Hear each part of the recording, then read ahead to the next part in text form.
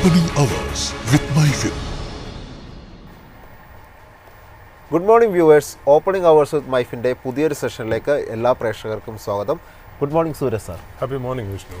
ഏതായാലും നമുക്ക് വിപണി പുതിയൊരു വീക്കിലേക്ക് കടക്കുകയാണ്. കഴിഞ്ഞൊരു വീക്കിലെ ട്രേഡിംഗ് എങ്ങനെയായിരുന്നു നമുക്ക് ഓവറോൾ ഒരു സമ്മറി നോക്കാം. നിഫ്റ്റിയെ സംബന്ധിച്ച് നോക്കുമ്പോൾ ഒരു ഫ്ലാറ്റ് ടോണിലായിരുന്നു കഴിഞ്ഞൊരു വീക്കിലി പെർഫോമൻസ് നോക്കുമ്പോൾ കാണാൻ സാധിക്കുന്നത്. IT ഇൻഡെക്സിനെ സംബന്ധിച്ച് 2.79% ഒരു നേട്ടം രേഖപ്പെടുത്തിയതായിട്ടാണ് കാണാൻ സാധിക്കുന്നത്. മാത്രമല്ല ഈ south Indian bank, federal bank തുടങ്ങിയുള്ള ബാങ്കുകളിലേക്ക് ഒരു പോസിറ്റീവ് റിസൾട്ടിനൊക്കെ തുടർന്ന് നമുക്ക് ബാങ്കിങ് ഓഹരികളിലൊക്കെ ഒരു നേട്ടം കാണാൻ സാധിച്ചിരുന്നു. പ്രത്യേകിച്ച് എടുത്ത് പറയേണ്ടത് PSU ബാങ്ക് ഇൻഡെക്സുകളിലുള്ള ഒരു മുന്നേറ്റമായിരുന്നു. ഇൻഡെക്സിൽ എനിക്ക് തോന്നുന്നു 4.8% ഒരു നേട്ടം രേഖപ്പെടുത്തുന്നതായിട്ട് കാണാൻ സാധിച്ചിരുന്നു. നിഫ്റ്റി ബാങ്കിലോട്ട് വരുമ്പോൾ 1.42% നേട്ടമാണ് കണ്ടത്. മാത്രമല്ല മെറ്റൽ ഇൻഡെക്സിനെ സംബന്ധിച്ചൊരു ഓൾ ടൈം ഹൈ ഒക്കെ ടച്ച് ചെയ്തുകൊണ്ടുള്ളൊരു ട്രേഡിങ്ങും കഴിഞ്ഞൊരു വീക്കിൽ നമുക്ക് കാണാൻ സാധിച്ചിട്ടുണ്ടായിരുന്നു. ഇനി നമുക്ക് മാർക്കറ്റിലോട്ട് ഈ ഒരാഴ്ച വരുമ്പോൾ Reliance, HDFC bank, ICICI bank തുടങ്ങിയ കമ്പനികളുടെയൊക്കെ ഒരു റിസൾട്ട് വന്നിട്ടുണ്ട്. അതിൻ്റെയൊക്കെ ഒരു Q3 ഏർണിങ്സിനെ എങ്ങനെയായിരിക്കും മാർക്കറ്റ് റിഫ്ലക്റ്റ് ചെയ്തിരിക്കുന്നത് എന്ന് നമുക്ക് ഏതായാലും നോക്കി കാണേണ്ടതാണ്. ഏതായാലും സൂരജ് സാർ, കഴിഞ്ഞൊരു വീക്കിലെ മാർക്കറ്റ് ഇങ്ങനെയൊക്കെ ആയിരുന്നു. ഇന്ന് മാർക്കറ്റ് നോക്കുമ്പോൾ ഒരു നെഗറ്റീവായിട്ടുള്ളൊരു ട്രേഡിംഗ് ആണ് തുടക്കത്തിൽ നടന്നുകൊണ്ടിരിക്കുന്നത്. ഏതായാലും നമുക്കറിയാം ഗ്രീൻലാൻഡ് തന്നെയാണ് ഒരു വിഷയമായിട്ട് നിൽക്കുന്നത്. ട്രംപ് എന്തായാലും വലിയ വാശിയിലാണ് ഗ്രീൻലാൻഡ് വേണമെന്നുള്ള രീതിയിൽ. ഒരു പ്രതികാര താരിഫ് എന്ന രീതിയിൽ ഫെബ്രുവരി 1 മുതൽ 8 യൂറോപ്യൻ രാജ്യങ്ങൾക്കെതിരെ ഇപ്പോൾ താരിഫ് വരാൻ പോവുകയാണ്. ജൂണിൽ വീണ്ടും താരിഫ് ചിലപ്പോൾ ഉയർത്തിയേക്കാമെന്നുള്ള വാർത്തകളുണ്ട്. മാത്രമല്ല നാളത്തെ ഒരു ദിവസം എന്ന് പറയുന്നത് ട്രംപിനെ സംബന്ധിച്ച് രണ്ടാമത് ഭരണത്തിൽ വന്നതിന് ശേഷം 1 വർഷം തികയുന്നൊരു ദിവസം കൂടിയാണ്. എന്താണ് താങ്കളുടെ ഒരു ട്രംപിൻ്റെ ഈ ഒരു തീരുമാനങ്ങൾ താങ്കൾ നോക്കിക്കാണുന്നത് എന്താണ്? വിഷ്ണു, ബ്രാൻഡ് ന്യൂ വീക്ക് അല്ലേ? എന്നാൽ ഒരുപാട് ഗ്ലോബൽ ആൻഡ് ഡൊമസ്റ്റിക് ഇഷ്യൂസ് നമ്മുടെ മുന്നിലുണ്ട് എന്നുള്ളതാണ്. ഒന്നാമത്തെ കാര്യം തന്നെ ഇന്ന് മുതൽ വേൾഡ് എക്കണോമിക് ഫോറം ഡാവോസിൽ ടേക്ക് ഓഫ് ചെയ്യുകയാണെന്നുള്ള ഒന്നാമത്തെ കാര്യം. രണ്ടാമത് നമ്മൾ കഴിഞ്ഞ ആഴ്ച തന്നെ Q3 ഏർണിങ്സ് ഓരോന്നായി വന്നു തുടങ്ങി. അതിലെനിക്ക് തോന്നുന്നു വിപ്രോൻ്റെയും റിലയൻസിൻ്റെയും ആ റിസൾട്ട്സ് ഒന്ന് മാറ്റി വെച്ച് കഴിഞ്ഞാൽ നമ്മൾ എക്സ്പെക്റ്റ് ചെയ്തതിനേക്കാളും, അതായത് നമ്മൾ പ്രതീക്ഷിച്ചതിനേക്കാളും ഭേദപ്പെട്ട റിസൾട്ട്സാണ് ഇതുവരെ വന്നതെന്നുള്ളത്. റിലയൻസിനെ സംബന്ധിച്ച് കുറച്ചൊക്കെ എക്സ്പെക്റ്റഡ് ആണ്. കാര്യം എന്ന് വെച്ചാൽ ഇപ്പോൾ ഇത്രയും ജിയോ പൊളിറ്റിക്കൽ ഇഷ്യൂസൊക്കെ ഉള്ളതുകൊണ്ടും ഇത്രയും നാൾ റഷ്യയിൽ നിന്നുള്ള ക്രൂഡ് ആയിരുന്നു അവർ ഇമ്പോർട്ട് ചെയ്ത് റിഫൈൻ ചെയ്യുകയും കൂടെ ചെയ്തിരുന്നപ്പോൾ റഷ്യയിൽ നിന്ന് കിട്ടിയത് ഡിസ്കൗണ്ടഡ് ആയിട്ടുള്ള ഓയിൽ കാരണം ഗ്രോസ് റിഫൈനിങ് മാർജിൻസ് റിലയൻസിന് വളരെ നല്ല രീതിയിലുണ്ടായിരുന്നു. എന്നാൽ നമുക്കിപ്പോൾ അടുത്ത കാലത്ത് കിട്ടുന്ന ഇൻഫർമേഷനും റിപ്പോർട്ടും അനുസരിച്ച് റിലയൻസ് റഷ്യയിൽ നിന്നുള്ള ക്രൂഡ് ഏതാണ്ട് ഈ കൊല്ലം മുതൽ 2026 തുടക്കം മുതൽ നിർത്തിയിരിക്കുന്നു എന്നുള്ളത്. അപ്പോൾ ഇപ്പോഴത്തെ റിസൾട്ടും ആ റിസൾട്ടിനെ വെച്ച് അനലൈസ് ചെയ്ത് ഒരു ഫ്യൂച്ചർ ഗൈഡൻസും കൂടി ആലോചിക്കുമ്പോൾ ഒരു ഇൻവെസ്റ്റർ കമ്മ്യൂണിറ്റി അല്ലെങ്കിൽ മാർക്കറ്റിനൊരു ഡൗട്ട്, ഡിസ്കൗണ്ട് ഓയിൽ കിട്ടിയിട്ടും ഇതാണ് GRMs എങ്കിൽ, അതായത് ഗ്രോസ് റിഫൈനിങ് മാർജിൻസ് എങ്കിൽ, ഇനി മുതൽ ഡിസ്കൗണ്ടഡ് ആയിട്ടുള്ള ക്രൂഡ് കിട്ടിയില്ലെങ്കിൽ എങ്ങനെയായിരിക്കും പ്രോഫിറ്റബിലിറ്റി എന്നുള്ളതിനെക്കുറിച്ച് മാർക്കറ്റിന് ചെറിയൊരു ഡൗട്ട് ഉണ്ട് എന്നുള്ള. കാരണം നമുക്കറിയാം ഇപ്പോൾ അതിനകത്തുള്ള പല ബിസിനസ്സസും ഡീമർജ് ചെയ്ത് വേറെ രീതിയിൽ ലിസ്റ്റ് ചെയ്യാനായിട്ട് പുതിയൊരു ലിസ്റ്റിങ്ങിന് വേണ്ടിയിട്ട് വലിയൊരു വാല്യൂ അൺലോക്കിംഗ് റിലയൻസിൻ്റെ മുന്നിൽ നിൽക്കുമ്പോൾ തന്നെ ഈ ഗ്രോസ് റിഫൈനിങ് മാർജിൻസ്, അതായത് അവരുടെ main business oil to chemicals എന്ന് പറയുന്ന ബിസിനസ്സിൻ്റെ ഒരു ഡ്രാഗോ അല്ലെങ്കിൽ ഒരു എക്സ്പെക്റ്റേഷനിൽ ഉണ്ടാകുന്ന ഒരു ഡ്രാഗോ തന്നെ ആയിരിക്കാം ഒരു റിലയൻസിനെ താഴോട്ട് വലിക്കുന്നത്. എനിക്ക് തോന്നുന്നു രാവിലെ നോക്കുമ്പോൾ 2%, 3% ഡൗൺ ആയിരുന്നു എന്നുള്ള. വിപ്രോനെ സംബന്ധിച്ച് നമ്മൾ നോക്കുമ്പോൾ ഏതാണ്ട് 2021 കോവിഡിന് ശേഷം 1 കൊല്ലം കഴിഞ്ഞ ആ ഒരു ഏപ്രിൽ മാസത്തെ 2021 ഏപ്രിൽ മാസത്തെ പ്രൈസിലാണ് ഇന്ന് വിപ്രോ ട്രേഡ് ചെയ്യണമെന്നുള്ളതും ഭയങ്കര ഇൻട്രസ്റ്റിംഗ് ആയിട്ടുള്ള കാര്യം തന്നെയാണ്. അപ്പോൾ ഇന്ത്യൻ മാർക്കറ്റിൽ ഇതൊക്കെയാണ് ഒരു Q3 ഏർണിങ്സിൻ്റെ ഇമ്പാക്റ്റ് ഉണ്ടാകും. എന്നാൽ തന്നെയും വളരെ വലിയൊരു ഹെഡ്ലൈനായിട്ട് നിൽക്കുന്നത് ഗ്ലോബൽ ആൻഡ് ജിയോ പൊളിറ്റിക്കൽ ഇഷ്യൂസാണ്. ബട്ട് അതിനു മുമ്പേ തന്നെ കുറച്ച് ഡൊമസ്റ്റിക് ഫാക്ടേഴ്സ് നമുക്ക് ഈ മാസം നമുക്ക് തുടങ്ങാൻ നേരത്ത് ഈ ആഴ്ച നമ്മൾ തുടങ്ങാൻ നേരത്ത് കുറച്ച് പോസിറ്റീവ് ഫാക്ടേഴ്സ് നമുക്ക് നോക്കിയിട്ട് നമുക്ക് മറ്റുള്ള ചലഞ്ചുകളിലേക്ക് പോകാമെന്നുള്ളതാണ്. അപ്പോൾ ഇപ്പോൾ ആദ്യമായിട്ട് എനിക്കൊന്ന് പറയേണ്ട കാര്യം വെച്ചാൽ US അംബാസഡർ ടു ഇന്ത്യ, അതായത് പുതിയ US അംബാസഡർ സെർജിയോ ഗോർ ഇന്ത്യയിൽ ചാർജ് എടുത്തതിന് ശേഷം ഇന്ത്യയിലെ പല പ്രമുഖ കോർപ്പറേറ്റ് അല്ലെങ്കിൽ ഇൻഡസ്ട്രിയലിസ്റ്റായിട്ട് മീറ്റിംഗ് നടത്തി എന്നുള്ളതാണ് റിപ്പോർട്ട്സ് വരുന്നത്. ഇപ്പോൾ റിലയൻസിൻ്റെ മുകേഷ് അംബാനിയായിട്ട്, ടാറ്റയുടെ N ചന്ദ്ര ആയിട്ട്, പിന്നെ RBI governor, Maharashtra chief minister Devendra Fadnavis ഒക്കെ ആയിട്ടാണ് മീറ്റിംഗ് നടത്തിയതെന്നുള്ളത് നമുക്ക് കേൾക്കുന്നു. ഈ മുകേഷ് അംബാനിയും N ചന്ദ്രയും RBI ഗവർണറുമായിട്ട് സംസാരിച്ചതിന് ഒരു സിഗ്നിഫിക്കൻസ് ഉള്ളതായിട്ടാണ് പൊതുവെ മാർക്കറ്റ് അതിനെ കാണുന്നത്. കാര്യം എന്ന് വെച്ചാൽ സാധാരണ ഇതൊരു പൊളിറ്റിക്കൽ അപ്പോയിൻമെൻ്റ് ആണ് അല്ലേ? ഒരു US അംബാസഡർ ഒരു പൊളിറ്റിക്കൽ അപ്പോയിൻമെൻ്റ് ആണ്. അത് തീർച്ചയായിട്ടും US ഭരണത്തിൽ ഇരിക്കുന്ന പാർട്ടിയുടെ ആളായിരിക്കും എന്നുള്ളതൊക്കെ സവിശേഷത നിലനിൽക്കുമ്പോൾ തന്നെ ഇവിടെ എക്കണോമി ആൻഡ് ട്രേഡ് ഫസ്റ്റ് എന്നുള്ള രീതിയിലാണ് സെർജിയോ ഗോർ ഒന്ന് ആക്ട് ചെയ്തിരിക്കുന്നത്. അതായത് ആദ്യം തന്നെ വന്നിട്ട് കോർപ്പറേറ്റുകളെ, ഇൻഡസ്ട്രിയലിസ്റ്റുകളെ, RBI ഗവർണറിനെ ഒക്കെ കാണുക എന്ന് പറയുന്നത് ഒരു സ്ഥിരം കീഴ്വഴക്കത്തിൽ നിന്നും മാറിക്കൊണ്ട് ആണ് എന്നുള്ളത് ഒരു ചെറിയൊരു സവിശേഷതയായിട്ട് നമുക്കൊന്ന് നോക്കണം എന്നുള്ളതാണ്, കാണണം എന്നുള്ളതാണ്. പിന്നെ അത് മാത്രമല്ല, ഈ വീക്കെൻഡിൽ തന്നെ വേറൊരു നല്ല കാര്യം എന്ന് ഞാൻ ഒരിക്കലും പറയുന്നില്ല, US പ്രസിഡന്റ് ഇൻവൈറ്റ് ചെയ്തിട്ടുണ്ട് ഇന്ത്യയെ. അതായത് എന്താണ്, ബോർഡ് ഓഫ് പീസ്, അതായത് ഗാസ എന്ന് പറയുന്ന ആ സ്ഥലം റീകൺസ്ട്രക്ഷന് വേണ്ടിയിട്ട് ഇന്ത്യയും കൂടെ ബോർഡ് ഓഫ് പീസിൽ അക്കോമഡേറ്റ് ചെയ്യാൻ അതായത് ഇൻവൈറ്റ് ചെയ്തിരിക്കുന്നു എന്നുള്ള ഒരു ന്യൂസും കൂടെ നമ്മുടെ മുന്നിൽ വരുന്നു എന്നുള്ളതാണ്. ഇൻവിറ്റേഷൻ കിട്ടിയ രാജ്യങ്ങൾ ഇപ്പോൾ ഇന്ത്യക്ക് കിട്ടി എന്ന് നമ്മൾ പറഞ്ഞു. അതുകൂടാതെ Turkey, Canada, Egypt, Jordan, Greece, Cyprus, Pakistan, Hungary, വിയറ്റ്നാമിനൊക്കെ കിട്ടി എന്നുള്ളതാണ് പറയുന്നത്. അതവർ പറയുന്ന US പറയുന്നത് എന്താണെന്ന് വെച്ചാൽ, നമ്മൾ ആർക്കാണോ ഇൻവിറ്റേഷൻ കിട്ടിയത് അവർ ഇതിലേക്ക് ജോയിൻ ചെയ്തതിന് ശേഷം ഒരു കൊല്ലത്തിനുള്ളിൽ ഏതാണ്ട് $1 ബില്യൺ പ്ലഡ്ജ് ചെയ്യണം എന്നാണ് പറയുന്നത്. പ്ലഡ്ജ് ചെയ്യാത്ത രാജ്യങ്ങളെ 3 കൊല്ലം കഴിയുമ്പോൾ എന്താ ചെയ്യേണ്ടത് എന്നുള്ളത്, അതായത് അതിൽ നിന്ന് മാറ്റി നിർത്തണമെന്നുള്ളത് പിന്നെ തീരുമാനിക്കും എന്നുള്ളത്. അത് പെർമനൻറ്റ് മെമ്പർഷിപ്പ് നിങ്ങൾക്ക് വേണമെങ്കിൽ USD 1 ബില്യൺ ഹാൻഡ് ഔട്ട് ചെയ്യണം, അല്ലെങ്കിൽ പ്ലഡ്ജ് ചെയ്യണം എന്നുള്ളതാണ് അതിൻ്റെ വ്യവസ്ഥ എന്നുള്ളത്. അപ്പോൾ ഇത് ഏതാണ്ട് ഏർലി 2026, അതായത് ഈ ജാനുവരി 2026 തുടങ്ങിയപ്പോൾ ഈ UN-ൻ്റെ ആയാലും ശരി, വേൾഡ് ബാങ്കിൻ്റെ ആയാലും ശരി, യൂറോപ്യൻ യൂണിയൻ ആണെങ്കിലും ശരി, ഇവരുടെയൊക്കെ ഒരു എസ്റ്റിമേറ്റ് ഉണ്ട്. അതായത് ഈ ഗാസ റീകൺസ്ട്രക്ഷന് എത്ര രൂപ വേണം എന്നുള്ളതാണ്. ഏതാണ്ട് യൂറോപ്യൻ യൂണിയൻ, വേൾഡ് ബാങ്ക് ഒക്കെ കൂടി പറയുന്നത് ഏതാണ്ട് UN-ഉം ഒക്കെയുള്ള റിപ്പോർട്ട് അനുസരിച്ച് ഏതാണ്ട് $70 ബില്യൺ വേണം ഈ ഗാസ റീകൺസ്ട്രക്ഷൻ എന്നാണ്. അപ്പോൾ അതിൻ്റെ മുന്നോടിയായിട്ടാവണം ഈ ട്രംപ് ഓരോ രാജ്യങ്ങളെ ഇൻവൈറ്റ് ചെയ്യുമ്പോൾ ഏതാണ്ട് 1 ബില്യൺ വെച്ചിട്ട് പ്ലഡ്ജ് ചെയ്യണം എന്നുള്ള രീതിയിലേക്ക് പറഞ്ഞ കാര്യം ആ പൈസ ഒന്ന് കൂപ്പ് ചെയ്ത് എടുക്കണമല്ലോ എന്നുള്ള. യൂറോപ്യൻ യൂണിയൻ ഓൾറെഡി ഏതാണ്ട് 5.4 ബില്യൺ പ്ലഡ്ജ് ചെയ്തിട്ടുണ്ട് എന്നുള്ളതാണ്. അപ്പോൾ ഈ ബോർഡ് ഓഫ് പീസ് എന്ന് പറയുന്നതാണ് ശരിക്കും പറഞ്ഞാൽ ഒരു പുതിയൊരു ബോഡി ഗാസ റീകൺസ്ട്രക്ഷന് വേണ്ടിയിട്ട്. അതിനെ ചെയർ ചെയ്യാൻ പോകുന്നത് US പ്രസിഡന്റ് ട്രംപ് തന്നെയാണ് എന്നുള്ള. പിന്നെ എക്സിക്യൂട്ടീവ് കമ്മിറ്റിയിൽ ഒരുപാട് പേരുണ്ട്. അതായത് Marco Rubio, Tony Blair, Jared Kushner, Ajay Banga എന്ന് പറഞ്ഞാൽ വേൾഡ് ബാങ്കിൻ്റെ പ്രസിഡന്റ്. ഇവരൊക്കെ ആയിരിക്കും ചേർന്നിട്ട് ഒരു എക്സിക്യൂട്ടീവ് കമ്മിറ്റി ഉണ്ടാക്കി day to day operations of Gaza reconstruction നോക്കാൻ പോകുന്നതെന്നുള്ള ഇൻഫർമേഷനാണ് നമുക്കിപ്പോൾ കിട്ടിയിരിക്കുന്നത് എന്നുള്ളതാണ്. ഇതിപ്പോൾ ട്രംപ് ഇങ്ങനെയൊക്കെ ആലോചിച്ച് വരുന്നതിൻ്റെ പുറകിൽ ഒരു പീസിൻ്റെ ആംഗിളിൽ കൂടെ കാണുന്നവരുമുണ്ട്. അതിന് ശരിക്കും പറഞ്ഞാൽ ഒരു ക്രിറ്റിസിസമായിട്ട് ഇപ്പുറത്തെ സൈഡിൽ കുറേ പേര് പറയുന്നത് വെച്ചാൽ ഈ ട്രംപിനെ സംബന്ധിച്ച് ട്രംപിനൊരു സ്വന്തം ഒരു ബിസിനസ് എംപയർ ഉണ്ട്. അത് കൂടുതലും റിയൽ എസ്റ്റേറ്റ് ഡീൽസാണ് നടത്തുന്നത്. റിയൽ എസ്റ്റേറ്റും റെയർ എർത്ത് എലമെൻസും ക്രിട്ടിക്കൽ മിനറൽസും ഡിഫൻസ് എക്യുപ്മെൻസും ഒക്കെയാണ് പുതിയ ബിസിനസ് ട്രംപിൻ്റെ എന്ന് പറയപ്പെടുന്നു. അപ്പോൾ ഈ ഗാസ റീകൺസ്ട്രക്ഷൻ്റെ പുറകിൽ അങ്ങനത്തെ ഒരു വെസ്റ്റഡ് ഇൻട്രസ്റ്റ്, ഒരു റിയൽ എസ്റ്റേറ്റ് അല്ലെങ്കിൽ മറ്റുള്ള ബിസിനസ് വെസ്റ്റഡ് ഇൻട്രസ്റ്റും കൂടെ ഉണ്ട് എന്നുള്ളത് ഓപ്പോസിറ്റ് ഗ്രൂപ്പ് പറയുന്നത് സർവ്വസാധാരണമാണ്. നമുക്കറിയില്ല അതിനെക്കുറിച്ചൊന്നും. ഇതൊക്കെ വലിയ ഇൻ്റർനാഷണൽ ആയിട്ടുള്ള കാര്യങ്ങളാണ്, നമുക്കറിയാവുന്ന കാര്യങ്ങളൊന്നുമല്ല. ഇതൊക്കെ സ്പെക്കുലേഷൻ മാത്രമാണ്. പിന്നെ വിഷ്ണു ഈ പറഞ്ഞ പോലെ നാളെ ട്രംപിൻ്റെ ഒരു കൊല്ലമാവുന്നു. നാളെ ഒരു കൊല്ലമാവുന്നു. ഞാൻ മനസ്സിലാക്കുന്നത് US സുപ്രീം കോടതിൻ്റെ ആ ട്രംപിൻ്റെ ടാരിഫിൻ്റെ ലീഗാലിറ്റിയുടെ അടുത്ത റൂളിംഗ് വരാൻ പോകുന്ന ദിവസവും നാളെയാണ് എന്നുള്ളതാണ്. അപ്പോൾ നാളെ തന്നെ ഇത് കോയിൻസൈഡ് ചെയ്ത് വന്നിരിക്കുന്നു എന്നുള്ളതാണ്. 2 പ്രാവശ്യം ഇത് മാറ്റി ഡിഫർ ചെയ്തു. ഇപ്രാവശ്യവും അങ്ങനെ നടക്കുമോ എന്നുള്ള കാര്യമില്ല. ഏതായാലും ട്യൂസ്ഡേ ആണ് എന്നുള്ളതാണ് നമുക്ക് പുതിയത് കിട്ടുന്ന ഇൻഫർമേഷൻ എന്നുള്ള. അപ്പോൾ നമ്മൾ ഇന്ത്യൻ മാർക്കറ്റ് ഫ്രൈഡേ ഒന്ന് നോക്കുകയാണെങ്കിൽ മൈൽഡായിട്ടാണ് ക്ലോസ് ചെയ്തത്. എനിക്കൊന്നു +0.11% ക്ലോസ് ചെയ്തത്. 25,694.35 ആയിരുന്നു ഫ്രൈഡേയിലെ ക്ലോസിംഗ് എന്നുള്ളത്.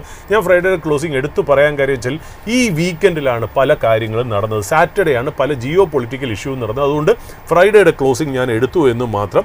എങ്കിലും ആ ഫ്രൈഡേയിൽ 0.11% അപ്പായിരുന്നെങ്കിൽ പോലും അന്ന് തന്നെ നമ്മൾ മാർക്കറ്റിലെ എന്ത് പാരാമീറ്റേഴ്സും ഡേറ്റ നോക്കുകയാണെങ്കിൽ ഒരു നെഗറ്റീവ് അണ്ടർടോൺ അല്ലെങ്കിൽ ഒരു ഒരു നെഗറ്റീവ് ബയസ് ആണ് മാർക്കറ്റിൽ ഉണ്ടായിരുന്നത് എന്നുള്ള കാര്യം വളരെ ക്ലിയർ ആയിരുന്നു എന്നുള്ള. ഗ്ലോബലി നമ്മളൊന്ന് നോക്കാൻ നേരത്ത് ഇറാൻ US തമ്മിലുള്ള ആ പ്രശ്നത്തിൽ, ആ കോൺഫ്ലിക്റ്റിൽ ഇറാൻ പലപ്പോഴായിട്ട് അടുത്ത കാലത്ത് പറഞ്ഞ പ്രൊട്ടസ്റ്റേഴ്സിൻ്റെ എക്സിക്യൂഷൻ ഞങ്ങൾ ചെയ്യാൻ സാധ്യതയില്ല എന്ന് പറഞ്ഞതോടുകൂടി ആ മഞ്ഞ് ഉരുകി എന്നാണ് നമ്മൾ വിശ്വസിച്ചിരുന്നത്. എന്നാൽ ഇപ്പോൾ വീണ്ടും US പറയുന്നതെന്ന് വെച്ചാൽ ഈ എക്സിക്യൂഷനായിട്ട് ഇറാൻ മുന്നോട്ട് പോവുകയാണെങ്കിൽ തീർച്ചയായിട്ടും ഞങ്ങൾ സ്ട്രൈക്ക് ഡൗൺ ചെയ്യാൻ, അല്ലെങ്കിൽ ഞങ്ങൾ ഒരു എന്താ പറയുക, എന്തെങ്കിലും ഒരു കോൺഫ്ലിക്റ്റ് ഇനിഷ്യേറ്റ് ചെയ്യാൻ ഞങ്ങൾ മടിക്കില്ല എന്നുള്ള രീതിയിലാണ്.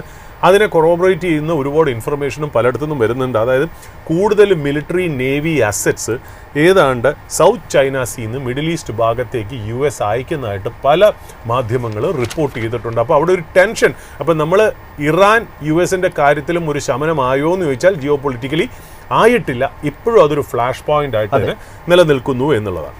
പിന്നെ ഇന്ത്യയെ സംബന്ധിച്ച് ഈ പറയുന്ന പോലെ ഈ ഇറാൻ്റെ ഇഷ്യൂവിൽ ഏറ്റവും ഇമ്പോർട്ടൻ്റ് ആയിട്ട് വരുന്നത് ചബഹാർ പോർട്ട് എന്ന് പറയുന്ന ഒരു കാര്യമാണ്. ഇന്ത്യക്ക് വളരെ സ്ട്രാറ്റജിക് ആയിട്ടുള്ള ഈ ഇമ്പോർട്ടൻസും അതിനകത്തൊരു എൻഗേജ്മെൻറ്റും ഉണ്ടെന്നുള്ളതാണ്. നമ്മളെ സംബന്ധിച്ച് എന്താ പറയുക, ഈ പാകിസ്ഥാൻ ഇൻഫ്ലുവൻസിൽ നിന്ന് മാറി നമുക്ക് പുതിയ ഒരു ട്രേഡ് റൂട്ട് യൂറോപ്പിലേക്കും റഷ്യയിലേക്കും നമുക്ക് കിട്ടുന്നത് ഈ ഇറാനിലെ ചബഹാർ പോർട്ടിൽ കൂടെയാണ് എന്നുള്ളതാണ്. അത് എങ്ങനെയാണ് ഇനി അതിനെ ഡീൽ ചെയ്യേണ്ടതെന്നുള്ള India is mulling different options എന്നുള്ള രീതിയിലേക്കാണ് നമുക്ക് കിട്ടുന്ന റിപ്പോർട്ട് എന്ന കാര്യം. അതാണ് ഇന്ത്യയെ സംബന്ധിച്ച് ഏറ്റവും ഇമ്പോർട്ടൻ്റ് ആയിട്ടുള്ള ഇറാൻ ഇഷ്യൂവിൽ. മറ്റുള്ള ബസ്മതി റൈസിൻ്റെ കാര്യത്തിലൊന്നും വലിയൊരു പ്രശ്നം വരാൻ ചാൻസ് ഇല്ല. കാര്യം വളരെ ചെറിയൊരു മിനിസ്ക്യൂൾ എമൗണ്ട് മാത്രമേ ചെയ്യുന്നുള്ളൂ. അപ്പോൾ ഈ പുതിയതായിട്ട് വന്ന ഇറാൻ ടാരിഫ് ഇന്ത്യയെ ബാധിക്കാൻ സാധ്യതയില്ല.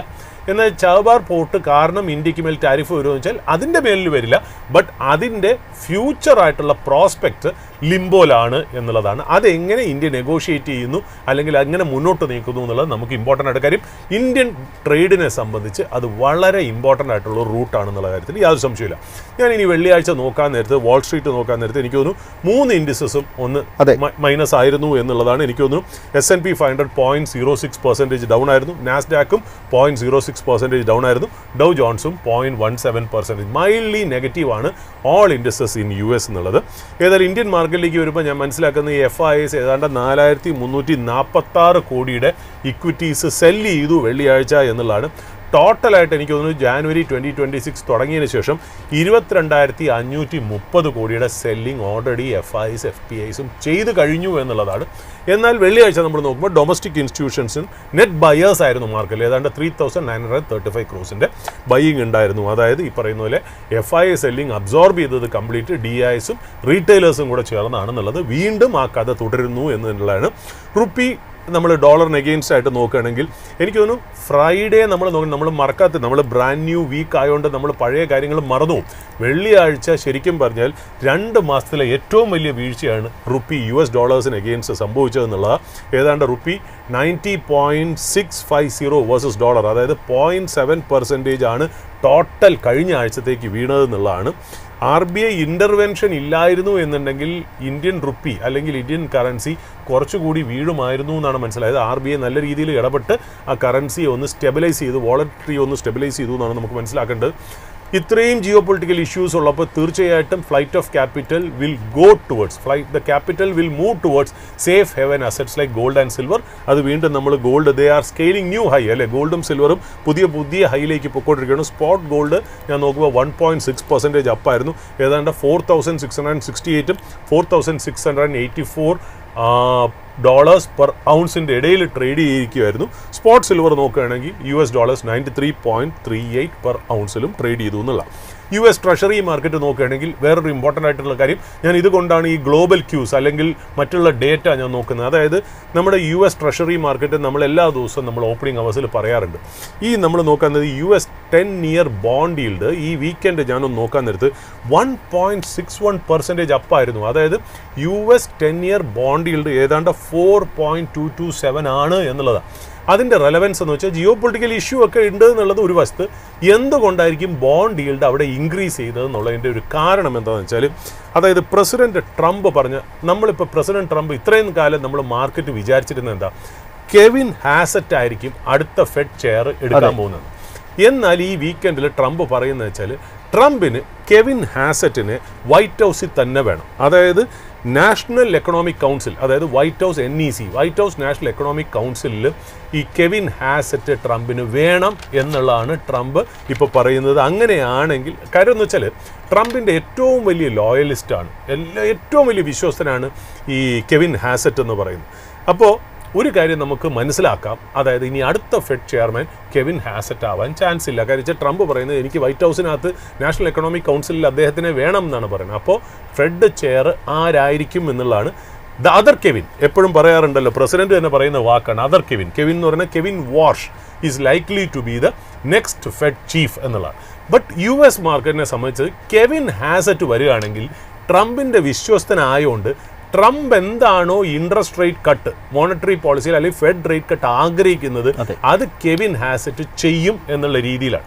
അപ്പോൾ കെവിൻ ഹാസറ്റ് ആവുകയാണെങ്കിൽ വളരെ അഗ്രസീവായിട്ടുള്ള ഒരു റേറ്റ് കട്ട് ഫെഡിൽ ഉണ്ടാവും അല്ലെങ്കിൽ യു എസ് മാർക്കറ്റിൽ ഉണ്ടാവും എന്നാണ് മാർക്കറ്റ് പ്രതീക്ഷിച്ചിരുന്നത്. എന്നാൽ ഇപ്പോൾ കെവിൻ ഹാസറ്റ് അവിടെ വരുന്നില്ല എന്നുള്ളൊരു ന്യൂസ് വരികയാണെങ്കിൽ യു എസ് മാർക്കറ്റ് അതിനനുസരിച്ച് ഒന്ന് അഡ്ജസ്റ്റ് ചെയ്യണം എന്നുള്ളതാണ്. കെവിൻ വാർഷ് എങ്ങനെയാണ് എന്നുള്ളത് മാർക്കറ്റിന് അധികം അറിയില്ല. എന്നാൽ കെവിൻ ഹാസറ്റ് അദ്ദേഹത്തിൻ്റെ വാക്കുകളിൽ കൂടി എന്താണ് ട്രംപ് ഉദ്ദേശിക്കുന്നത് അല്ലെങ്കിൽ എന്താണ് യു എസ് ഫെഡ് ചെയ്യേണ്ടത് എന്നുള്ള ക്ലാരിറ്റി ആർട്ടിക്കുലേറ്റ് ചെയ്തൊരു വ്യക്തി ആയതുകൊണ്ട് അതിനനുസരിച്ച് മാർക്കറ്റ് അതിനെ റീറേറ്റ് ചെയ്തിട്ടുണ്ട്. അപ്പോൾ ഇനി അദ്ദേഹം അല്ല എന്നറിയുമ്പോൾ മാർക്കറ്റ് അതൊന്ന് റീബാലൻസിങ് നടക്കാനുള്ള സാധ്യതയുണ്ട് എന്നുള്ളതാണ്. ബട്ട് ഈവൻ ദെൻ ഞാൻ ഇതൊക്കെ പറയുന്നെങ്കിലും ഇതിനെയൊക്കെ ഓവർ റൂൾ ചെയ്ത് പോകുന്നത് ജിയോ പൊളിറ്റിക്കൽ ഇഷ്യൂസ് ആണ് എന്നുള്ളതാണ്. പിന്നെ ഇന്ന് ലേറ്ററായിട്ട് നമ്മൾ ഇന്ന് നോക്കുകയാണെങ്കിൽ യു എസ് മാർക്കറ്റിനെ സംബന്ധിച്ച് ഇന്ന് U S market shut down ആണ്. കാര്യം Martin Luther King junior holiday കാരണം ഇന്ന് യു എസ് മാർക്കറ്റ് ഇല്ല. ഫ്യൂച്ചേഴ്സ് മാർക്കറ്റ് ഞാൻ നോക്കുമ്പോൾ ഓപ്പൺ ആണ്, ബട്ട് ഒരു ബ്രീഫ് എമൗണ്ട് ഓഫ് ടൈമിൽ മാത്രമല്ല, അവിടെ ഒരു ഹോളിഡേ മൂഡിലേക്ക് പൊയ്ക്കൊണ്ടിരിക്കുകയാണ് എന്നുള്ളതാണ്. ഇൻട്രസ്റ്റിംഗ് ആയിട്ട് വേറൊരു കാര്യം കൂടെ നമ്മൾ ഗ്ലോബൽ ക്യൂസ് നോക്കാൻ നേരത്ത് ഈ ജപ്പാനിലെ ബോണ്ട് ഈൽഡ്സ് റൈസ് ചെയ്തിരിക്കുക. അതായത് 10-year ബോണ്ട് ഈൽഡ് 2.23% സർജ് ചെയ്ത് കയറിയിരിക്കുന്നു എന്നുള്ളതാണ് 10-year ബോണ്ട് ഈൽഡ്. അതായത് ഫെബ്രുവരി 1999 ശേഷമുള്ള ഏറ്റവും ഹയസ്റ്റ് റേറ്റ് ആണ് എന്നുള്ളതാണ്. സർജ് ടു 2.23% എന്നുള്ളത്. അതായത് അവിടെ പറയുന്നത് വെച്ചാൽ റൂളിംഗ് പാർട്ടി, അതായത് അവിടെ ഒരു ഇലക്ഷൻ വരാൻ പോകുന്നുണ്ട്. ആ ഇലക്ഷനിൽ റൂളിംഗ് പാർട്ടി ചിലപ്പോൾ ടെമ്പററി കൺസംഷൻ ടാക്സ് കട്ട് കൊണ്ടുവരാനുള്ള സാധ്യതയുണ്ട് എന്നുള്ള രീതിയിലാണ് പറയുന്നത്. ആ ഒരു ഇൻഫർമേഷനും ജിയോ പൊളിറ്റിക്കൽ ഇഷ്യൂവും എല്ലാം കൂടെ ചേർന്ന് വന്നപ്പോൾ bond yield 10-year bond yield ജപ്പാനിൽ കയറി. ഞാൻ ഈ ജപ്പാനിലെ 10-year ബോണ്ട് ഈൽഡ് കയറുന്നതിൻ്റെ റെലവൻസ് എന്താണെന്നറിയോ? ജപ്പാനിലെ ചീപ്പ് മണി എടുത്തിട്ട് ലോകത്തിലെ പല അസറ്റ് ക്ലാസ്സിലും ഇൻവെസ്റ്റ് ചെയ്തിട്ടുണ്ട്. അത് സ്റ്റോക്സ് ഉണ്ട്, ബോണ്ട്സ് ഉണ്ട്, റിയൽ എസ്റ്റേറ്റ് ഉണ്ട്. അതേപോലെ ഇന്ത്യയിലേക്കും ഈ പൈസ വന്നിട്ടുണ്ട് എന്നുള്ള. അപ്പോൾ അവിടെ ബോണ്ട് ഈൽഡ് ഉയരുകയാണെങ്കിൽ, ഇവിടെ ബോണ്ട് ഈൽഡ് താഴുകയാണെങ്കിൽ, ഇവിടെ ഇൻട്രസ്റ്റ് റേറ്റ് കട്ട് ചെയ്യുകയാണെങ്കിൽ, സ്റ്റോക്ക് മാർക്കറ്റും താഴെ പോവുകയാണെങ്കിൽ എന്തിനാണ് നമ്മൾ ജപ്പാനിൽ നിന്ന് പൈസ എടുത്തിട്ട് ഇവിടെ ഇൻവെസ്റ്റ് ചെയ്യണത്? പകരം അവിടുത്തെ ബോണ്ടുകളിൽ തന്നെ ഇൻവെസ്റ്റ് ചെയ്യുകയാണെങ്കിൽ ബാക്കി കറൻസി റിസ്ക് ഒന്നും ഇല്ലാതെ, സ്റ്റോക്ക് മാർക്കറ്റ് റിസ്ക് ഒന്നും ഇല്ലാതെ ഞങ്ങൾക്ക് നല്ല റേറ്റ് അവിടെ തന്നെ കിട്ടുമെങ്കിൽ എന്തിനാണ് ഈ പൈസ ഇന്ത്യയിലും മറ്റുള്ള മാർക്കറ്റിലും ഇൻവെസ്റ്റ് ചെയ്യണമെന്ന് വിചാരിച്ചിട്ട് എന്നിലെടുത്തിരിക്കുന്ന പൈസ അൺവൈൻഡ് ചെയ്യാനുള്ള ചാൻസസ് ഉണ്ട്. അതിനെയാണ് നമ്മൾ unwinding of N carry trade എന്ന് പറയുന്ന ആ ഒരു റിസ്ക് അവിടെ നിലനിൽക്കുന്നു എന്നുള്ളത് ഇമ്പോർട്ടൻ്റ് ആയിട്ടുള്ള ഒരു കാര്യം തന്നെയാണ് ജപ്പാനിലെ ബോണ്ട് ഈൽഡ് റൈസ് ചെയ്യുന്നതിന് കാരണം. അപ്പോൾ ഞാൻ പറഞ്ഞു വേൾഡ് എക്കണോമിക് ഫോറം തുടങ്ങുകയാണെന്നുള്ളത്. ഇനിയിപ്പോൾ ഇമ്പോർട്ടൻ്റ് ആയിട്ടുള്ള ജിയോ പൊളിറ്റിക്കൽ ഇഷ്യൂ നമുക്ക് ഡിസ്കസ് ചെയ്യാനുള്ളത് ഗ്രീൻലൻഡ് ആണ്. അതായത് നേരത്തെ നമ്മളിപ്പോൾ എനിക്ക് തോന്നുന്നു വിഷ്ണു പറഞ്ഞ പോലെ അല്ലെ, ഗ്രീൻലൻഡ് എനിക്ക് വേണം, ഞാൻ ഗ്രീൻലൻഡിങ് എടുക്കുക എന്ന് പറയുന്ന പോലെ അങ്ങനത്തെ ഒരു രീതിയിലേക്ക് തന്നെയാണ് പറയുന്നത്. നമ്മുടെ ചരിത്രത്തിലൊക്കെ ഞാൻ എൻ്റെ ജീവിതത്തിലൊക്കെ ആദ്യമായിട്ട് എനിക്കൊരു രാജ്യം വേണമെന്ന് ശരിക്കും പറഞ്ഞാൽ ഒരു വ്യക്തി പറയുന്നത് എന്നുള്ളതാണ്. അതായത് ഇപ്പോൾ ലേറ്റസ്റ്റ് ഇഷ്യൂ ആഫ്റ്റർ ഇറാനും വെനിസുവേലയൊക്കെ കഴിഞ്ഞ് കാര്യങ്ങളൊന്ന് ശമനമായി എന്ന് വിചാരിച്ച് നിൽക്കുമ്പോഴാണ് ഈ ട്രംപ് എന്ന് പറയുന്ന വ്യക്തി ഗ്രീൻലൻഡ് യു എസിന് വേണം എന്നുള്ള ഒരു ആർഗ്യുമെൻ്റായിട്ട് വരുന്നത്. ഒരു കാര്യം ഇതോടുകൂടി ഞാൻ ഉറപ്പിച്ചു എന്നുള്ള, as long as Trump is there as U S president, we are going to hear a lot of news which will bring lot of volatility into the Indian markets or global markets എന്നുള്ള കാര്യത്തിൽ സംശയമില്ല. കാര്യം അദ്ദേഹം എപ്പോൾ നോക്കിയാലും ഒരു headline ഉണ്ടാക്കുക, lime ലൈറ്റിൽ നിൽക്കുക എന്നുള്ളത് അദ്ദേഹത്തിനായി. അതുമാത്രമല്ല നമ്മൾ എക്സ്പെക്റ്റ് ചെയ്യാത്ത രീതിയിലുള്ള കാര്യങ്ങളാണ് അദ്ദേഹം പറയുന്നതും ചോദിക്കുന്നതും എന്നുള്ളത്. അപ്പോൾ അതുകൊണ്ട് ഏത് എക്സ്റ്റെൻറ്റ് വരെയും ട്രംപ് പോവാം എന്നുള്ളതാണ്. ആ ഒരു അൺസർട്ടനിറ്റി ഭയങ്കരമായിട്ട് ഇദ്ദേഹത്തിൻ്റെ ആ ടെന്യൂർ ഉള്ളിടത്തോളം കാലം ഉണ്ടാവും എന്നുള്ള കാര്യത്തിൽ യാതൊരു സംശയമില്ല. ട്രംപ് പറയുന്നത് വെച്ചാൽ എനിക്ക് ഗ്രീൻലൻഡ് വേണം. അതിന് 3-4 കാരണങ്ങളുണ്ട്. ബട്ട് ഇമ്പോർട്ടൻ്റ് ആയിട്ട് ഒരൊറ്റ സമ്മറിയാണ് അദ്ദേഹം പറയുന്നത്. നാഷണൽ സെക്യൂരിറ്റി റീസൺ, അതായത് റഷ്യയും ചൈനയും അവരുടെ ഫുട് ഹോൾഡ് ആർട്ടിക്കിൾ ഉണ്ടാക്കി കഴിഞ്ഞു കഴിഞ്ഞാൽ അത് ഞങ്ങളുടെ യു എസിൻ്റെ നാഷണൽ സെക്യൂരിറ്റിക്ക് ഇഷ്യൂ ആണ് എന്നുള്ള രീതിയിലാണ് പറയുന്നത് എന്നുള്ളതാണ്. അപ്പോൾ ഇതിനകത്ത് റിപ്പോർട്ടുകൾ, പല അൺകൺഫേംഡ് ആയിട്ടുള്ള റിപ്പോർട്ടും പറയുന്നത് ഗ്രീൻലൻഡ് എനിക്ക് വേണം, അതായത് എങ്ങനെ വേണം എന്നുള്ളതാണ്. ഞാൻ പൈസ കൊടുത്ത് മേടിക്കാൻ തയ്യാറാണ് എന്നുള്ള രീതിയിലാണ് പല റിപ്പോർട്ടുകളും വരുന്നത്. അതിലൊരു വാല്യുവേഷൻ വരെ ഇട്ടിട്ടുണ്ട്. അതായത് ഈ ട്രംപിൻ്റെ ഈ ഗ്രീൻലൻഡ് പ്ലാനായിട്ട് ബന്ധപ്പെട്ട പഴയ ഡിപ്ലോമാറ്റ്സും പഴയ സ്കോളേഴ്സും എക്കണോമിസ്റ്റുകളും ഒക്കെ ഏതാണ്ട് ഇട്ടിരിക്കുന്ന പ്രൈസ് എന്ന് പറയുന്നത് $700 ബില്യൺ ആണ്. അതായത് $70 ബില്യൺ ആണ് നമ്മുടെ ഗാസ റീകൺസ്ട്രക്ട്. ഇവിടെ $700 ബില്യൺ ആണ് അമേരിക്ക ഏതാണ്ട് ഗ്രീൻലൻഡ് ഇട്ടിരിക്കുന്ന വില എന്നുള്ള രീതിയിലാണ് പറയുന്നത്. എനിക്ക് തോന്നുന്നു ഈ അവിടെയുള്ള ജനങ്ങൾക്കാണെങ്കിൽ ഒരു സർവേ ഞാൻ വായിച്ചത് 85% ആൾക്കാർക്ക് അങ്ങനെ വേണ്ട എന്നുള്ളൊരു നിലപാടാണുള്ളത്. തീർച്ചയായിട്ടും ഗ്രീൻലാൻഡുകാരായിട്ട് തന്നെ ജീവിച്ചാൽ മതി എന്നാണ് അവരുടെ ഒരു അഭിപ്രായം എന്നാണ് അറിയുന്നത്. അബ്സല്യൂട്ട്ലി. അപ്പോൾ ഈ $700 ബില്യൺ എന്ന് പറഞ്ഞ് ഇട്ടിരിക്കുന്നതിൻ്റെ അടിസ്ഥാനം എന്താണെന്ന് നമുക്കറിയില്ല. ബട്ട് ഈവൻ ദെൻ ചില റിപ്പോർട്ടുകൾ പറയുന്നത് വെച്ചാൽ ഡെൻമാർക്ക് കൊടുക്കുന്ന സബ്സിഡി, ഗ്രീൻലൻഡിന് കൊടുക്കുന്ന സബ്സിഡി $700 ആണ് എന്നുള്ളതാണ്. ആ $700 ബില്യൺ തന്നെയാണ് വാല്യുവേഷൻ അമേരിക്ക പ്ലാനിങ്ങിൽ ഇട്ടതെന്ന് അൺകൺഫേംഡ് ആയിട്ടുള്ള റിപ്പോർട്ട്സ് പറയുന്നു എന്നുള്ളതാണ്. ഇത് ശരിക്കും പറഞ്ഞാൽ നമ്മുടെ US-ൻ്റെ ആനുവൽ ഡിഫൻസ് ബഡ്ജറ്റ്, ഒരു കൊല്ലത്തെ ഡിഫൻസ് ബഡ്ജറ്റിൻ്റെ ഹാഫിനേക്കാട്ടിലും കൂടുതലാണ് ഈ $700 ബില്യൺ എന്നുള്ളത്. അത്രയ്ക്ക് മാത്രം ഒരു എമൗണ്ട് ആണ് ഇൻവെസ്റ്റ് ചെയ്യാൻ ഉദ്ദേശിക്കുന്നത് എന്നുള്ളതാണ്. അപ്പോൾ ഈ നമ്മൾ $700 ബില്യൺ എന്ന് ഒരു വശത്ത് ട്രംപിൻ്റെ ടീം പറയുന്നു എന്നുള്ള റിപ്പോർട്ട് പുറത്തു വരുമ്പോഴത്തേക്കും ഇപ്പുറത്ത് വേറൊരു റിപ്പോർട്ടും കൂടെ വരുന്നുണ്ട്. അതായത് അമേരിക്കൻ ആക്ഷൻ ഫോറം എന്ന് പറയുന്ന ഗ്രൂപ്പ് ഗ്രീൻലൻഡിന് ഒരു വാല്യുവേഷൻ ഇട്ടിട്ടുണ്ട്. അവരിട്ടിരിക്കുന്ന വില ഏതാണ്ട് $2.7 to $2.8 ട്രില്യൺ ആണ് എന്നുള്ളതാണ്. ഏതാണ്ട് US GDP-യുടെ 9% വരും ഗ്രീൻലൻഡിൻ്റെ വാല്യുവേഷൻ എന്നുള്ള രീതി. നമ്മൾ കമ്പനികൾ മാത്രമേ വാല്യൂവേണ കണ്ടിട്ടുള്ളൂ, ഇപ്പോൾ രാജ്യങ്ങളും കൂടെ വാല്യൂവേണ കണ്ടിട്ടുണ്ട് എന്നുള്ളതാണ്. അപ്പോൾ എന്തുകൊണ്ട് $2.7 to $2.8 ട്രില്യൺ വരും എന്നുള്ള പറയാൻ കാര്യം എന്ന് വെച്ചാൽ ഗ്രീൻലൻഡിന് വളരെ വലിയ എക്കണോമിക് പോസിബിലിറ്റീസ് ഉണ്ട്. അതായത് ഓയിൽ ആൻഡ് ഗ്യാസ് ഉണ്ട്, റെയർ എർത്ത് എലമെൻറ്റ്സ് ഉണ്ട്, ക്രിട്ടിക്കൽ മിനറൽസ് ഉണ്ട്. ഇതിൻ്റെ എല്ലാം കൂടെ വാല്യൂഷൻ വെച്ചിട്ട് ഇത്രയും വരും. ട്രംപിൻ്റെ ടീം പറയും പോലെ $700 ബില്യൺ അല്ല എന്നുള്ളതാണ് അമേരിക്കൻ ആക്ഷൻ ഫോറം പറയണത് എന്നുള്ളതാണ്. അപ്പോൾ പിന്നെ ട്രംപ് അഡ്മിനിസ്ട്രേഷൻ വേറൊരു റിപ്പോർട്ടും കൂടെ വരുന്നത്, ട്രംപ് അഡ്മിനിസ്ട്രേഷൻ വേറൊരു കാൽക്കുലേഷനും കൂടെ ആലോചിച്ചു. അതായത് ഗ്രീൻലൻഡിലെ സിറ്റിസൺസിന് ഈ ഡയറക്റ്റ് ക്യാഷ് ട്രാൻസ്ഫർ നമ്മുടെ ഇവിടെയൊക്കെ പൊളിറ്റിക്കൽ പാർട്ടീസ് ഒക്കെ ചെയ്യില്ലേ, അതായത് ലാഡ്ലി ബഹൻ യോജന, ലാഡ്കി ബഹൻ യോജന എന്ന് പറയുന്ന ക്യാഷ് ട്രാൻസ്ഫർ പോലെ ഗ്രീൻലൻഡിലെ സിറ്റിസൺസിന് ഏതാണ്ട് $10,000 to $100,000 ഇടയിൽ കൊടുത്തിട്ട് ഗ്രീൻലൻഡ് മേടിക്കണം എന്നുള്ള പ്ലാനിങ്ങും കൂടെ ഉണ്ടായിരുന്നത്. ഇതൊക്കെ എന്ന് പറഞ്ഞാൽ നമുക്ക് കിട്ടുന്ന റിപ്പോർട്ട്സ് ആണ്. ഓരോ ഇൻ്റർനാഷണൽ ന്യൂസ് ചാനൽസ് ചെയ്യുന്ന റിപ്പോർട്ട് അനുസരിച്ചാണ് നമ്മൾ ഈ പറയുന്നത് എന്നുള്ള. ഏതായാലും ഡെൻമാർക്ക് പലപ്പോഴായിട്ട്, അതായത് ഡെൻമാർക്ക് ഗ്രീൻലൻഡിന് വേണ്ടിയിട്ട് ഡെൻമാർക്ക് പറഞ്ഞു വെച്ചാൽ Greenland is not for sale എന്നുള്ളതാണ്. സെവറൽ യൂറോപ്യൻ യൂണിയൻ കൺട്രീസും ഡെൻമാർക്കിനെ സപ്പോർട്ട് ചെയ്ത് മുന്നോട്ട് വന്നിട്ടുണ്ട് എന്നുള്ളതാണ്.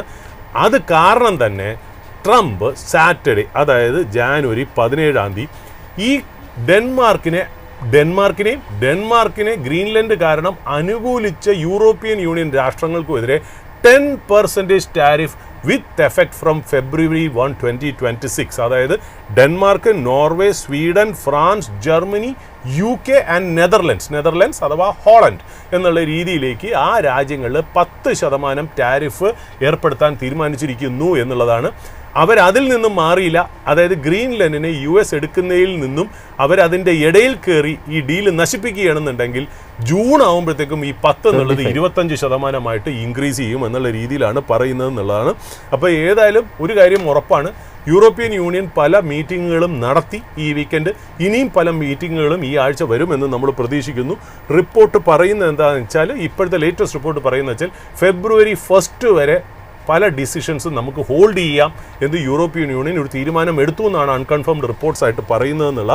നേരത്തെ ഒരു സ്പെക്കുലേഷൻ ഉണ്ടായിരുന്നു. കാര്യം EU ഇങ്ങനെയാണെങ്കിൽ ഒരു കൗണ്ടർ മെഷർ, ഒരു റെസിപ്രോക്കൽ ടാരിഫ് US-ന് മേൽ വയ്ക്കാനുള്ള ചാൻസ് ഉണ്ട്. അതായത് $108 ബില്യൺ കൗണ്ടർ ടാരിഫ് വയ്ക്കാൻ യൂറോപ്യൻ യൂണിയൻ രാജ്യങ്ങൾ റെഡി ആയിരുന്നു എന്നുള്ള റിപ്പോർട്ട് വന്നിരുന്നു.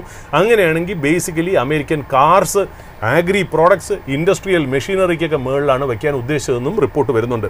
അതുമാത്രമല്ല ഈ EU ഒരു പ്രത്യേക ഒരു ഇൻസ്ട്രുമെൻ്റ് ആക്ടിവേറ്റ് ചെയ്യാനായിട്ട് അവർ ആലോചിച്ചിരുന്നു എന്ന് പറയും. അതിനെ നമ്മൾ പറയണത് ആൻറ്റി കോയിഷൻ ഇൻസ്ട്രുമെൻറ്റ്, അതായത് ACI എന്നുള്ളതാണ്. ACI എന്ന് പറഞ്ഞാൽ ഒരു പവർഫുൾ ആയിട്ടുള്ള ലീഗൽ ടൂളാണ്. അത് EU ഡിസൈൻ ചെയ്ത് വെച്ചിരിക്കുന്നതെന്ന് വെച്ചാൽ ഏതെങ്കിലും രാജ്യം ഇതേപോലെ EUവിൻ്റെ എക്സിസ്റ്റൻസിനെ ക്വസ്റ്റ്യൻ ചെയ്യുകയാണെങ്കിൽ അവർക്ക് എഗെയിൻസ്റ്റ് ആയിട്ട്, അതായത് അവർക്ക് മറ്റുള്ള പബ്ലിക് ടെൻഡേഴ്സിലോ അല്ലെങ്കിൽ അവർക്ക് പല ഇൻവെസ്റ്റ്മെൻറ്റ്സ് നടത്താനോ അല്ലെങ്കിൽ അവരുടെ ബാങ്കിങ്, അങ്ങനത്തെ രാജ്യങ്ങളുടെ ബാങ്കിങ് ഓപ്പറേഷൻസിനൊക്കെ ഒരു റെസ്ട്രിക്ഷൻ കൊണ്ടുവരാൻ വേണ്ടിയിട്ടാണ് ഈ ACI എന്ന് പറയുന്ന ഒരു ആക്ട്. അതുവരെ മിക്കവാറും ഇൻവോക്ക് ചെയ്യാനുള്ള ചാൻസസ് ഉണ്ടെന്ന് റിപ്പോർട്ട് വന്നിരുന്നു എന്നുള്ളതാണ്. ഇതിൽ രസകരമായിട്ടുള്ളൊരു കാര്യം എന്ന് വെച്ചാൽ US അവരുടെ ഹോസ്റ്റൈൽ കൺട്രീസായ റഷ്യയ്ക്കും ചൈനയ്ക്കും മേലാണ് കൂടുതൽ ടാരിഫ് വയ്ക്കുമെന്ന് പ്രതീക്ഷിച്ചു.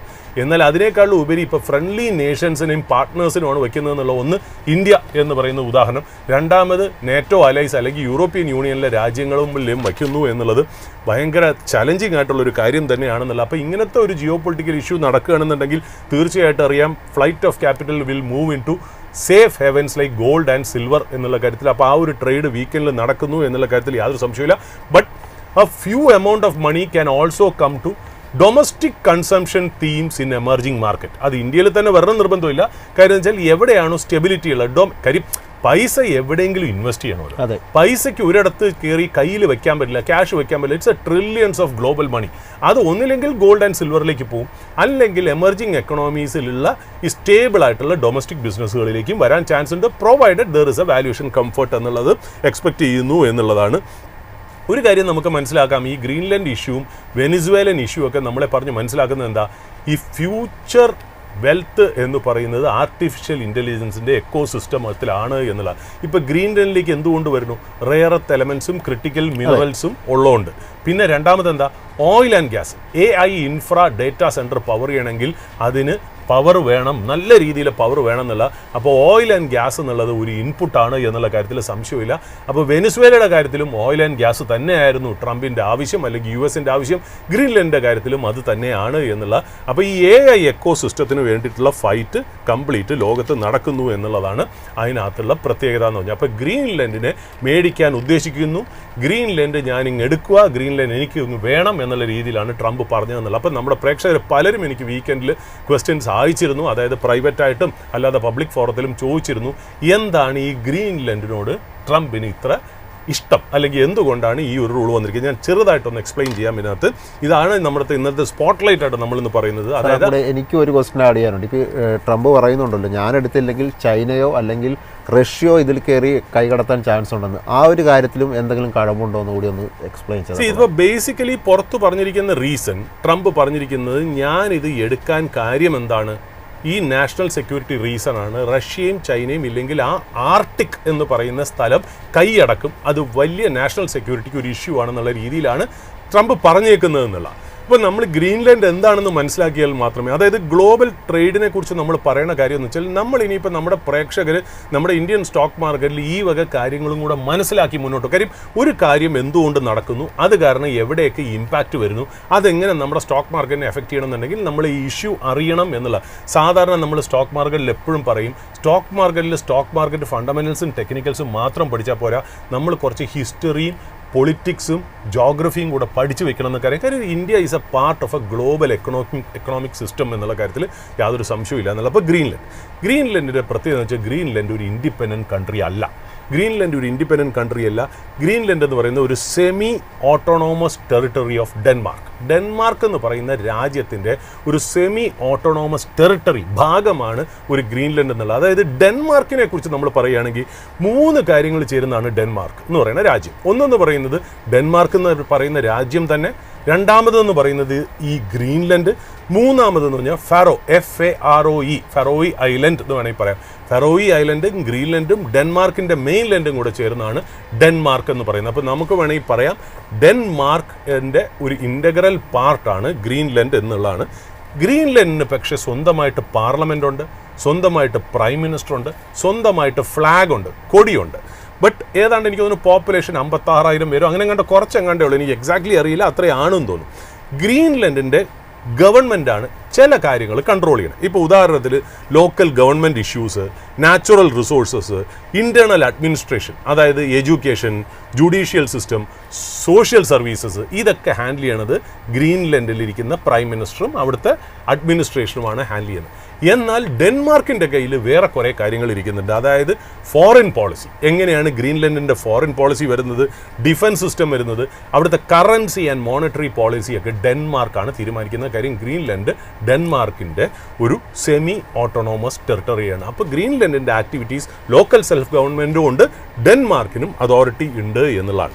അപ്പോൾ 2009 സെൽഫ് ഗവൺമെൻറ് ആക്ട് പ്രകാരം നേരത്തെ വിഷ്ണു പറഞ്ഞ പോലെ 85% ഡെൻമാർക്കുകാർക്കും വേണ്ട എന്നല്ലേ, അല്ല ഗ്രീൻലൻഡുകാർക്കും US ആയിട്ട് ബന്ധം വേണ്ട. US ആയിട്ട് ബന്ധം മാത്രമല്ല, ശരിക്കും അവിടുത്തെ ആ സെൽഫ് ഗവൺമെൻറ് ആക്ട് ഓഫ് 2009 പറയണമെന്ന് വെച്ചാൽ എപ്പോഴെങ്കിലും ഗ്രീൻലൻഡിന് സ്വന്തമായിട്ടൊരു രാജ്യമായിട്ട് നിലനിൽക്കണം, ഡെൻമാർക്കിൽ നിന്ന് മാറണം എന്ന ആഗ്രഹമുണ്ട് എന്നുണ്ടെങ്കിൽ അവർക്കൊരു റെഫറൻഡം തേടാം.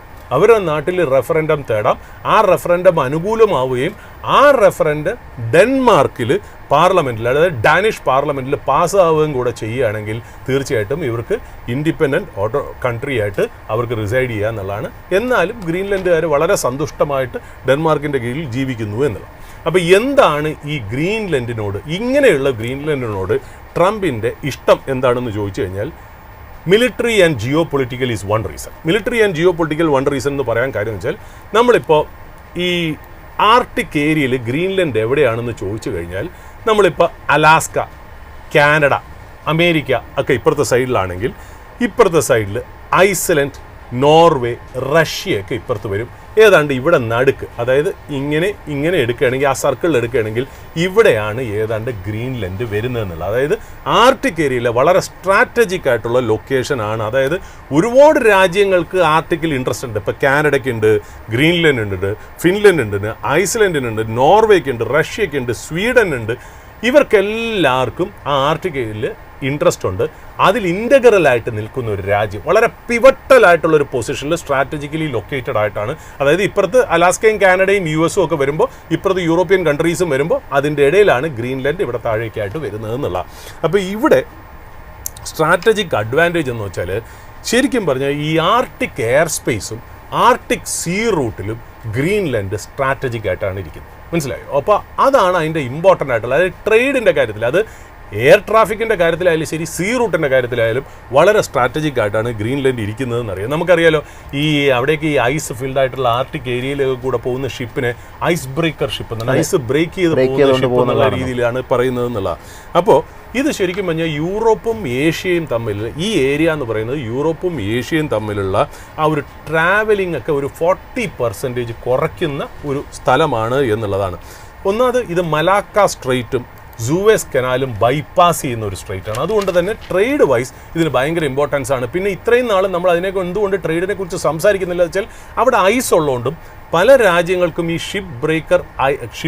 ഐസ് ബ്രേക്കർ ഷിപ്പ് ഇല്ലാത്തതുകൊണ്ടും വലിയ രീതിയിൽ ട്രേഡ് നടന്നിട്ടില്ല. ബട്ട് അടുത്ത കാലത്ത് അതിൻ്റെ റെലവൻസ് ഭയങ്കരമായിട്ട് കൂടി വരുന്നു എന്നുള്ളത്, ഇതൊരു ഗ്രീൻലൻഡ് ഒരു ചോക്ക് പോയിൻ്റായി മാറിയിരിക്കുന്നു എന്നുള്ളത്. അപ്പോൾ ഇപ്പോൾ പറയുന്നതെന്ന് വെച്ചാൽ, ഈ ഐസൊക്കെ ഈ ഗ്ലോബൽ വാർമിംഗ് കാരണം മെൽറ്റിംഗ് ചെയ്യുന്നതോടുകൂടി 20-30 കൊല്ലത്തിൽ വലിയൊരു റീഫ്യൂവലിംഗ് ആൻഡ് ലോജിസ്റ്റിക്കൽ ഹബ്ബായിട്ട് ഗ്രീൻലൻഡിൻ്റെ ചുറ്റുവട്ടം മാറും എന്ന് പറയുന്ന പല റിപ്പോർട്ടുകളും പല വീഡിയോസും നമുക്ക് യൂട്യൂബിൽ കാണാം എന്നുള്ളതാണ്. ട്രംപ് പറയുന്നത് വെച്ചാൽ, ഈ ഏരിയ ഞങ്ങൾക്ക് വളരെ ക്രൂഷ്യലാണ്, അവിടെയാണ് റഷ്യയും ചൈനയും കിടന്ന് കളിക്കുന്നത്. അപ്പോൾ ട്രംപ് പറയുന്നത് വെച്ചാൽ, ട്രംപിനൊരു പുതിയൊരു ഡിഫൻസ് സിസ്റ്റം ട്രംപ് കൊണ്ടുവരുന്നുണ്ട്. നമ്മൾ ഈ ഇസ്രായേലിൻ്റെ അയൺ ഡോം എന്നൊക്കെ പറയില്ലേ, അതായത് വരുന്ന മിസൈൽസിനെയൊക്കെ തടഞ്ഞു വെക്കാൻ വേണ്ടിയിട്ട് ഒരു ഷീൽഡ് പോലുള്ള ഒരു സാധനം. അപ്പോൾ ഇവർക്ക് അയൺ ഡോം ഇസ്രായേലിനുണ്ടെങ്കിൽ, ഇവർക്കുള്ളത് ഗോൾഡൻ ഡോം എന്ന് പറയുന്ന ഒരു മിസൈൽ ഡിഫൻസ് സിസ്റ്റം.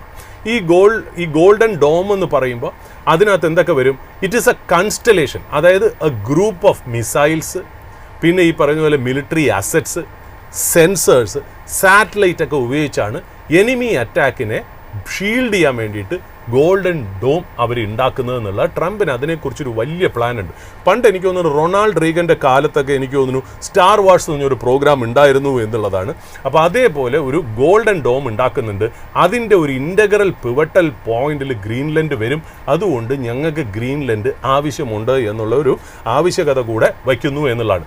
ഈ ഗ്രീൻലൻഡിൽ ശരിക്കും പറഞ്ഞാൽ ഒരു വലിയൊരു തൂലെ എയർബേസ് എന്ന് പറഞ്ഞ് ഇവർക്ക് US-നുണ്ട്. എനിക്ക് തോന്നുന്നു അതിനെ ഇപ്പോൾ പിറ്റുഫിക് എന്ന് പറയുന്ന സ്പേസ് ബേസ് ആയിട്ടാണ് അതിനെ വിളിക്കുന്നതെന്ന് തോന്നുന്നു. ബട്ട് അതൊന്നും പോരാ, കാര്യം അതൊരു ഗോൾഡൻ ഈ ഡോമിൻ്റെ ഭാഗമായിട്ട് എടുക്കാൻ പോവുകയാണെന്നുള്ളത്. അപ്പോൾ അങ്ങനെയാണെങ്കിൽ ഈ റഷ്യയുടെയും ചൈനയുടെയും ആർട്ടിക്കിലുള്ള ഇൻഫ്ലുവൻസ് ഞങ്ങൾക്ക് കുറയ്ക്കണം എന്നുണ്ടെങ്കിൽ ഗ്രീൻലാൻഡ് ഞങ്ങളുടെ കയ്യിലിരിക്കണം എന്നുള്ളതാണ് ഒരു ആർഗ്യുമെൻറ്റ്. അതുകൊണ്ടാണ് ഞാൻ പറഞ്ഞത്, ട്രേഡ് പിന്നെ സ്ട്രാറ്റജിക് ഡിഫൻസ് പരമായിട്ടുള്ള കാര്യങ്ങൾ കൊണ്ടാണ് US അതിനകത്തോട്ടുള്ള ഇൻട്രസ്റ്റ്. രണ്ടാമത്തെ ഇൻട്രസ്റ്റ് എന്ന് പറഞ്ഞാൽ ഓയിൽ ആൻഡ് ഗ്യാസ്. അതായത് ഈ ഐസ് ചോക്ക്ഡ് ആയിട്ടുള്ള സീ ഇല്ലേ, ഈ ആർട്ടിക് ഏരിയയിൽ, അതിൻ്റെ അടിയിൽ ശരിക്കും പറഞ്ഞാൽ സിഗ്നിഫിക്കൻ്റ് ആയിട്ടുള്ള ഹൈഡ്രോ കാർബൺസ് ഉണ്ട് എന്നാണ് പറയപ്പെടുന്നത്. അത് tons of billions of barrels of oil equivalent ഉണ്ട് എന്ന് പറയപ്പെടുന്നു. അതായത് ഈ ഐസ് കവറിൻ്റെ അടിയിൽ അത് ലാർജ്ലി അൺഎക്സ്പ്ലോർഡ് ആണ് എന്നുള്ളതാണ്.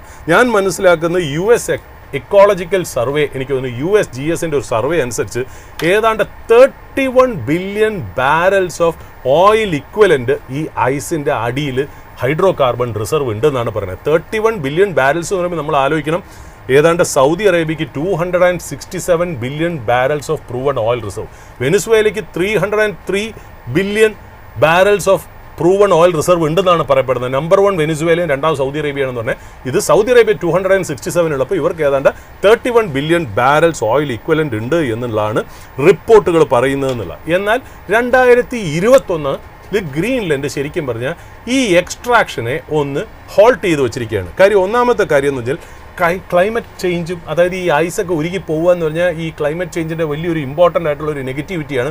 അത് കാരണം കൊണ്ടും, അതുമാത്രമല്ല ഗ്രീൻലൻഡ് എന്തുകൊണ്ട് അവിടെ ഓയിൽ ആൻഡ് ഗ്യാസ് എടുക്കാൻ പോകുന്നില്ല എന്ന് പറയാൻ കഴിച്ചാൽ ബ്രേക്ക് ഈവൻ കോസ്റ്റ് ഭയങ്കര ഹൈ ആണ്. അപ്പം നമ്മൾ സാധാരണ ഒരു കടലിലോ ഉള്ള ഒരു റിഫൈനിങ് എക്സ്ട്രാക്ഷൻ പ്രോസസ്സ് പോരാ. ഐസിൻ്റെ അവിടെയൊക്കെ ആണെങ്കിൽ അങ്ങനത്തെ എക്യുപ്മെൻറ്റ്സ് ഒക്കെ വരുമ്പോൾ cost of recovery of oil is very high എന്നുള്ള രീതിയിലാണ് പറയുന്നത്.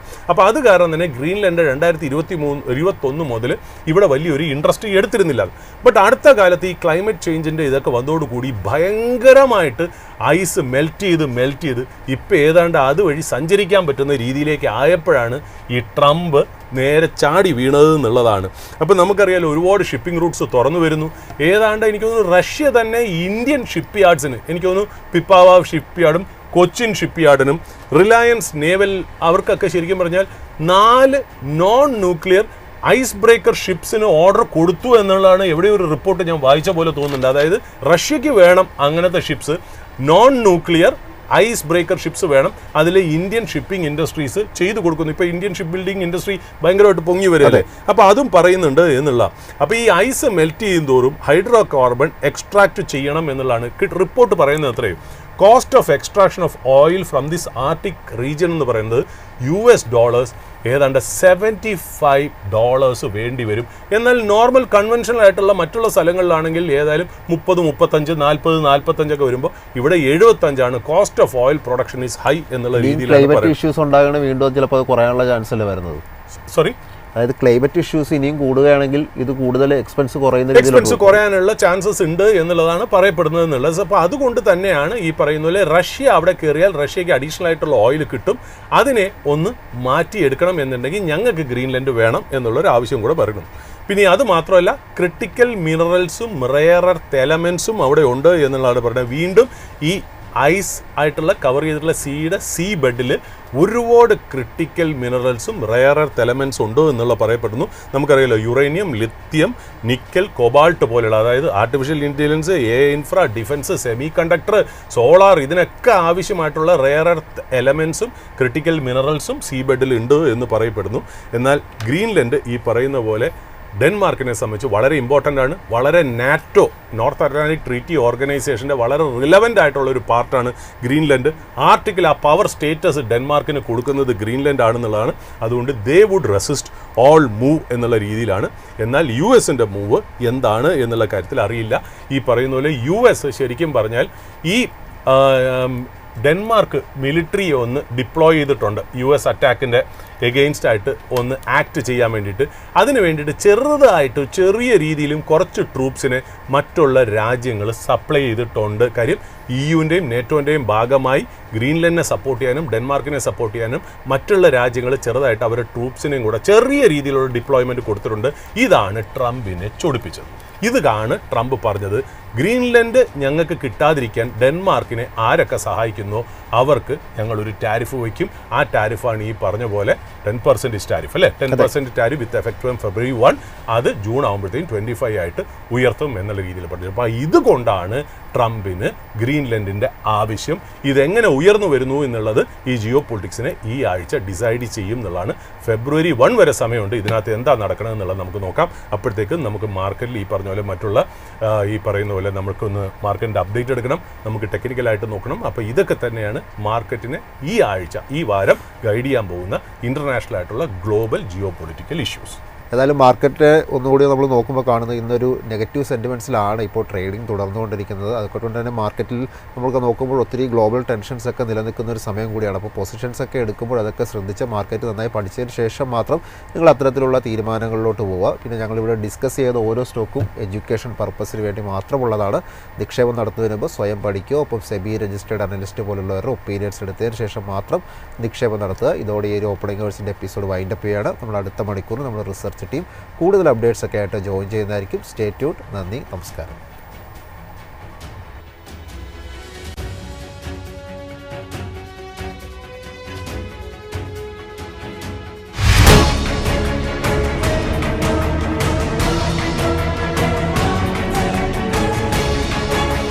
Opening hours with MyFin.